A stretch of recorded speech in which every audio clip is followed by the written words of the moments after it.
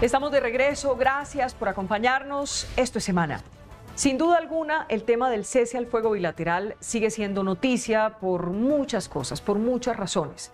Lo último, el choque o el enfrentamiento que estamos viendo entre la presidencia y la fiscalía. Y podríamos decir que entre el presidente Gustavo Petro y el fiscal general Francisco Barbosa, por diferencias de criterio. El fiscal considera que es imposible dejar libres a los narcotraficantes del Clan del Golfo y de los Pachenca, mientras que la presidencia considera que sí se puede hacer. Y allí ha venido escalando a tal punto que luego los hemos visto enfrentados por la SAE, y esta mañana de jueves ha habido declaraciones complejas por parte del presidente, donde dice que qué le pasa al fiscal y donde dice que favorece básicamente a la mafia. El fiscal le ha contestado y le ha dicho que por favor respeto y demás. Pero esto paralelamente a lo que estamos viendo en el terreno. Y el terreno es ver a las disidencias de las FARC en las calles de los pueblos en Colombia, sin que haya una fuerza pública que defienda a los pobladores. ¿Para dónde va este cese al fuego bilateral? ¿Y qué tan grave está la situación de orden público en todo el territorio? Quiero saludar a esta hora a Enrique Gómez. Gracias por acompañarnos, ex candidato presidencial. Vicky, Jairo, representantes, seguidores y oyentes del espacio, muchísimas gracias, Vicky, por estar aquí. Un gusto. También saludo a Heráclito Landines, representante del Pacto Histórico. Heráclito, bienvenido a Semana. Buenas tardes, Vicky. Buenas tardes a todos. Un saludo de Enrique Gómez. Gracias por acompañarnos. Pues empecemos por el principio. Esa primera reacción, Enrique, a lo que estamos viendo después de lo que describí al inicio de este programa. Pues inaudito. El marco legal de la 418 está confinado a delitos políticos. El gobierno lo sabía, el Congreso lo sabía, la bancada del Pacto Histórico lo sabe, y ahora resulta que el gobierno nacional, el comisionado de paz, el presidente Petro, quieren que eso sea un chicle en donde sin ningún criterio objetivo se puedan ingresar a este mal llamado proceso de paz total cualquier tipo de delincuentes, que en realidad lo que tienen es que cobijarse bajo el régimen de sometimiento a la fiscalía en las normas penales ordinarias.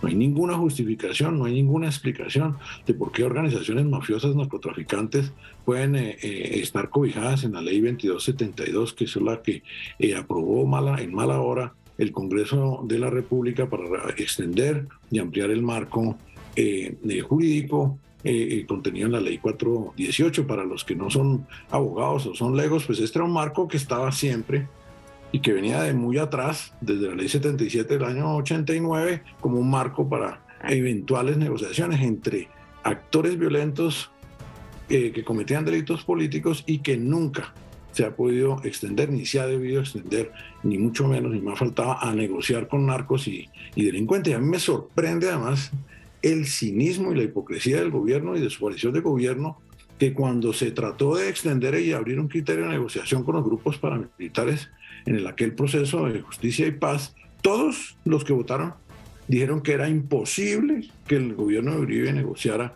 con narcotraficantes en el marco de la ley 77, de la ley 418, y ahora qué cinismo, llegan al poder y ellos sí pueden negociar con cualquier tipo de delincuente. Y esto es muy grave, porque no solamente vamos a empezar a negociar la ley aquí con estas terribles oficinas de cobro, con estos carteles mafiosos, sino que por ahí mismo van entrando, y le quiero dar esta chiva, señor Vicky, van entrando otro tipo de delitos, como corrupción. Porque lo que tiene que contestar ahora el gobierno es por qué está presionando al fiscal Barbosa para un acuerdo de oportunidad para Emilio Tapia. ¿Por qué la Agencia de Defensa Jurídica del Estado y la doctora Zamora están empujándose ese marco de impunidad en el caso famosísimo que todo el país conoce de Centros Poblados? Es que esto, como lo quiere el gobierno, es que el presidente decide con quién abre negociaciones de la ley, con cualquier delincuente, y creo que en eso no solo no se cumple ningún tipo de propósito de pacificar el país, sino que parece estar pasando es que se están pagando promesas y beneficios electorales que el Pacto Histórico recibió durante 2022 en las campañas, y esa es la urgencia, la premura, la desesperación de que el fiscal no se trepe al bus donde todo el mundo o todos los criminales pueden negociar con el Estado. Eso nunca ha estado en el marco jurídico, no deriva de la Constitución, y la Corte Constitucional ha dicho específicamente que el marco de la 418 no se puede hacer extensivo a criminales comunes y corrientes. Por eso hubo que hacer el sistema de justicia y paz en paralelo. Y ahora los que reclamaron eso en entonces y lo obtuvieron de la Corte, que están en el poder, dicen, no, nosotros sí queremos negociar con cualquier delincuente en cualquier lugar para cualquier delito, y eso está mal. Ahí hay unas normas de sometimiento, y a esos señores de Pachenca, de Pacheli, de las espantosas estructuras de la oficina de Envigado, del Golfo, hay que oírlos en indagatoria y ver a ver qué se someten, si eso es lo que quiere el gobierno, pero no se puede asimilar una cosa a la otra. Eso sería un degenere y un deterioro muy grave, y además va a extenderse más pronto que tarde al tema de corrupción. ¿Qué dice Heráclito? Yo le recomiendo al ex senador Enrique Gómez que nosotros no estamos en el primer día de la creación ni en el primer día del Estado colombiano. Por lo tanto, todos los conflictos sociales, todo el procedimiento y actuar de las organizaciones criminales como las organizaciones guerrilleras vienen de hace muchos años en este país. El presidente Gustavo Petro es presidente del 7 de agosto, y el 7 de agosto no surgieron estas organizaciones criminales, sino surgieron en mucho tiempo acumulado este país, y por tanto es responsabilidad tanto de los gobiernos pasados como del gobierno de ahora solucionar ese gran problema del país. Por eso, el presidente Gustavo Petro llevó al Congreso de la República lo que es hoy la ley 2272, que es la ley que modificó la 418, que crea las condiciones para hacer acuerdos y negociaciones de paz. Entonces, en ese punto, lo siguiente: no estábamos el primer día de la creación, es un problema acumulado, que Uribe tuvo 8 años para resolverlo, Duque tuvo 4 años para resolverlo y no lo resolvió. Segundo, el marco y la constitución política de Colombia le dan las facultades al presidente de la República para hacerlo. Uno, el artículo 2 de la constitución política dice cuáles son los fines y la esencia del Estado. ¿Para qué creamos nosotros este gran Estado colombiano que está en la constitución política, que es el resultado de un gran acuerdo de todos los sectores de este país, conservadores, liberales y una izquierda que estaba incluso representada con guerrilleros desmovilizados? La foto de los presidentes de la constituyente nos dice que ese fue el gran acuerdo nacional en 1991, y en su artículo 2 nos dice cuál es el fin de ese Estado, donde estaba Álvaro Gómez, Horacio Serpa y estaba Antonio Navarro. El artículo 2 nos dice que ¿para qué existe el Estado? Para proteger a los colombianos, vida, honra y bienes, son los fines sociales del Estado. Segundo, el artículo 22 de la Constitución Política nos dice que la paz es un derecho y un deber de obligatorio cumplimiento. Es decir, para toda la estructura del Estado es una obligación conseguir la paz, alcanzar la paz. No solamente para el Ejecutivo, sino para todos los estamentos del Estado y todas las fuerzas del poder público, todas las ramas del poder público, incluido la rama judicial. Entonces, en ese escenario nosotros estamos. ¿Qué desarrollamos legalmente en el Congreso? La ley 2272, que tiene 2 grandes componentes: una negociación con grupos insurgentes de carácter político, y 2, con organizaciones armadas de alto impacto. Y le recuerdo al senador Gómez que unas organizaciones armadas hace un año, en pleno gobierno de Duque, el expresidente Duque, paralizó la costa norte colombiana en 7 departamentos. Decretó un paro armado porque tenía un dominio territorial, y esa organización no permitía la movilización de las personas, y a los que se movilizaban ya sabemos que los torturaron, los amarraron o incluso asesinaron. Esa es la realidad del país. Esa es la realidad del país. Y en esa realidad tiene que haber una colaboración armónica para alcanzar la paz. Y la colaboración armónica es con la rama judicial, con la Fiscalía y con el Ejecutivo Nacional. Entonces, ¿qué dice la ley 2272 en su artículo 5?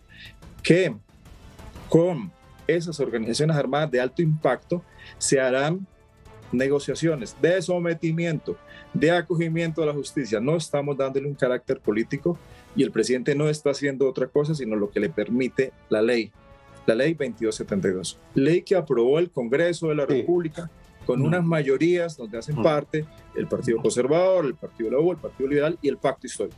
Pero contrario a esto, voy, Enrique. Nosotros estamos apostando a la paz, y por eso son las herramientas de la ley que le da al presidente de la República para que busque ese mandato constitucional, que es el artículo 22, porque la otra sería lo que le gusta a muchos, que es ir a la guerra perpetua, que nunca se acaba. Lo que ha dicho el fiscal, la vicefiscal que argumentan esto bajo la ley y la Constitución, Enrique, es que ellos no pueden ir precisamente contrarios a la ley, que ellos están actuando en la ley y que ellos sí quieren la paz como la quiere todo el país, pero no de esta manera. No, además no podemos revivir. ¿Cuál es la manera? ¿La guerra, seguir con la guerra? No podemos revivir, representante, otra vez aquí la estigmatización. Yo aquí estoy hablando en nombre de la institucionalidad y de un enorme volumen de colombianos que conocen la ley, la Constitución, la separación de los poderes y que saben que los beneficios como los que está reclamando el gobierno, que es la suspensión de órdenes de captura incluso de personas que ya están capturadas, indultos, amnistías, no pueden aplicarse a mafiosos, a corruptos y a delincuentes. Y ese tema de que es que yo decido como presidente quién tiene alto impacto y quién no, pues me va a tener usted que explicar también por qué Emilio Tapia también tiene alto impacto y después me imagino el violador y cualquier otro señor con el cual el gobierno quiera entrar a negociar. Ojo con esto, porque lo que usted está diciendo no es cierto. El marco de la 418, que es en el marco del cual se dicta la ley 2272, nunca ha cobijado la posibilidad de negociación, ni de indultos, ni de amnistías para ningún tipo de criminales ordinarios. Eso que usted dice no es cierto y no lo podía hacer el Congreso, y eso está en el análisis de constitucionalidad. Resulta que un funcionario se planta, dos funcionarios esenciales del Estado de Derecho, como es la procuradora y el fiscal, y dicen, un momentico, pero es que eso no lo puede hacer el señor presidente, y la ley y el Congreso tampoco lo pueden aprobar, y ahora no, entonces ya de inmediato ya usted está diciendo que es que yo soy enemigo de la paz. ¿Paz? Yo quiero poner de presente en esta mesa una cosa aterradora: 355 homicidios en Arauca.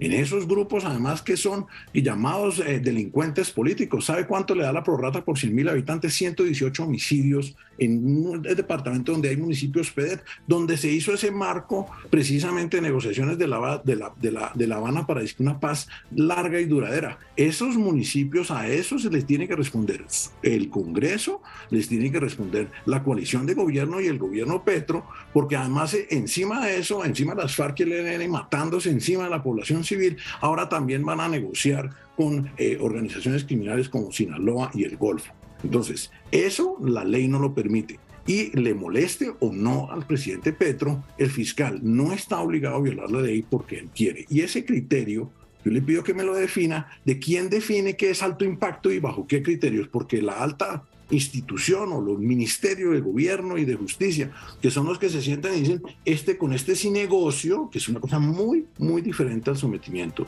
representante. Y hay que ser claros y específicos con su constituyente. Es decir, usted aprobó una ley para que los narcos puedan negociar con el Estado colombiano o que se sometan a la fiscalía. Y el fiscal dice, yo no voy a suspender órdenes de captura, no voy a dar libertades, no voy a dar indultos porque la ley 418 no les aplica a ese tipo de delincuentes. Y eso ha sido así a lo largo de toda la institucionalidad de los 12 procesos de paz que ha adelantado el país a lo largo. Representante, usted que le iba a contestar.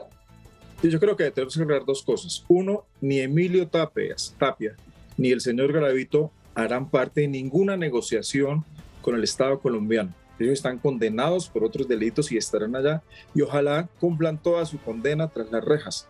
Esa es la postura del pacto histórico. En segundo lugar, la 418 no contemplaba eso. Efectivamente no. Por eso se expidió la ley 2272, que en su artículo 5 define claramente en el parágrafo 1 que el Estado colombiano podrá hacer algunas negociaciones con estos grupos armados de alto impacto. Hoy lo puede hacer, senador Enrique Gómez, hoy lo puede hacer el Estado colombiano. Ley vigente desde el año 2022. Y que además, para definir cuáles son, esa es una buena pregunta, cuáles son las organizaciones de alto impacto. Organizaciones armadas de alto impacto, se creó una comisión intersectorial que definirá los criterios y recomendará al presidente de la República, recomendará cuáles son los representantes de estas organizaciones que se sentarán a la mesa para adelantar negociaciones y acuerdos en el panorama nacional. No nos estamos inventando algo ni saliéndose el gobierno nacional de un marco jurídico por fuera de la legalidad en Colombia. Está usando las armas jurídicas que le dio el Estado colombiano. ¿Cuáles? La Constitución y la ley y la reglamentación. Entonces, para todos los grandes oyentes que tiene y gran audiencia que tiene Semana, les recomiendo que lean la ley 2272, artículo 5, parágrafo 1, y ahí entenderán cuál es el marco jurídico sobre el cual tiene que actuar el Estado colombiano. Pero en ese mismo escenario de actuar del Estado colombiano, la Fiscalía debe actuar de manera de colaboración armoniosa con el Ejecutivo. ¿Para qué? Para alcanzar esa paz. Si nosotros asumimos posiciones antagónicas y excluyentes en contra de hacer acuerdos de paz en este país, seguiremos en una guerra perpetua, en condiciones adversas para todos los colombianos y condiciones en contra del proyecto de país, en contra del Estado colombiano, que somos nosotros, los colombianos, 50 millones de personas que en tanto todos queremos la paz y en tanto tengamos las herramientas jurídicas, que estoy de acuerdo con el senador, tengamos los elementos jurídicos, pues vamos a hacerlo. El presidente no se está inventando nada ni se está saliendo del marco legal y constitucional del Estado colombiano.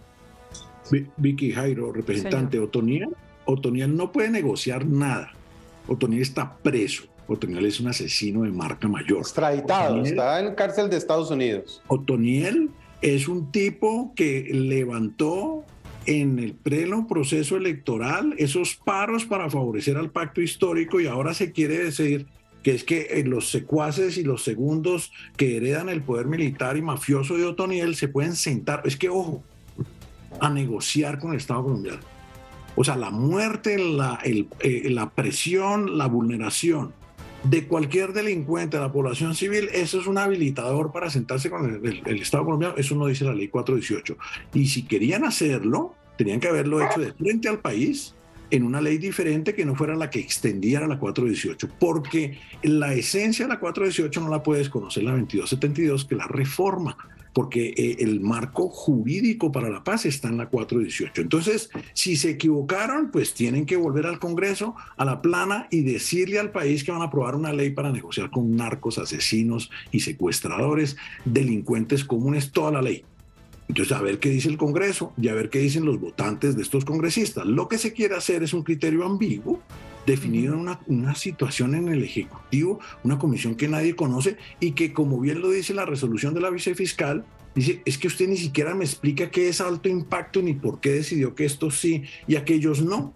Es una vaina de secretismo, es una vaina oculta, y entonces al presidente se le sube la espuma porque los funcionarios que representan la institucionalidad con argumentos, con actos administrativos formales, no le aceptan las reglas ambiguas esas de esta oscura comisión, que además cuando pide la suspensión de órdenes de captura, cuando pide las libertades, ni siquiera explica por qué. Y eso es muy grave porque son delincuentes muy peligrosos para la sociedad colombiana. Quiero de manera concreta, en 30 segundos, ¿está en riesgo la independencia de la justicia, Heráclito, sí o no? 30 segundos. No puede estar en riesgo la justicia cuando se aplica la Constitución y la ley. Le recuerdo al senador Gómez que en tanto se escribió la ley 2272, reemplaza en su columna vertebral la ley 418. O sea, el marco jurídico para la paz lo tiene la Constitución hoy y la ley 2272. Entonces no podemos decir que estamos desconociendo una ley ninguna. Y en tanto que exista división del poder, la Constitución política no puede estar en riesgo ninguna de las ramas del poder público, y mucho menos la administración de la justicia. ¿Y qué Nosotros dice, somos profundamente Heráclito, espéreme que son 30 segunditos. ¿Y qué dice Enrique? 30 segunditos lo mismo. ¿Está en riesgo la independencia de la justicia? Totalmente. El gobernador Caicedo, un miembro esencial de la coalición de gobierno de Fuerza Ciudadana en Santa Marta, ha dicho que el fiscal y la procuradora son saboteadores, que los terroristas son los representantes del Poder Judicial que se oponen al presidente. Eso es romper la independencia y respetar obviamente a los funcionarios que han planteado sus argumentos en actos jurídicos, y cogen y los estigmatizan como supuestos saboteadores y terroristas en contra de la paz. Yo no acepto eso para mí, y ni mucho menos para jueces, ni mucho menos para el fiscal, ni mucho menos para el Procurador General de la Nación. Esa es la ruta de la dictadura. Y eso es lo que estaba sucediendo en el marco de esta aplicación ambigua, oscura de la 2272. Y más bien lo que deberían estar diciéndonos es qué favores están pagando con esta aplicación. Y finalmente, también, dígame, Heráclito, ¿qué iba a decir?